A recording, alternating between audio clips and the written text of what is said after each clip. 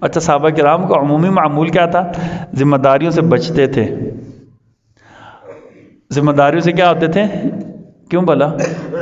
ان کی خوشی ہوتی یار اپنا حساب مشکل ہوگا تو اتنے لوگوں کی ذمہ داری کیسے ہوگی. سیدنا عمر نے کیا کہا تھا جب خلیفہ بنے؟ تو سب کو پتا ہے نا، دریا فرات کے کنارے مکہ سے وہ 1500-1600 کلومیٹر دور دریا فرات کے کنارے کتا پیاس سے مار کے، تو اللہ کس سے پوچھیں گے؟ عمر سے اللہ پوچھیں گے. یہ احساس ذمہ داری ہوتا ہے نا. حکومت کا کام کیا ہوتا ہے؟ لوگوں کا احساس کرنا. ریاست، اسٹیٹ، ٹھیک ہے نا، اس کا کام کیا ہوتا ہے؟ اپنی رعایا کا احساس کرنا.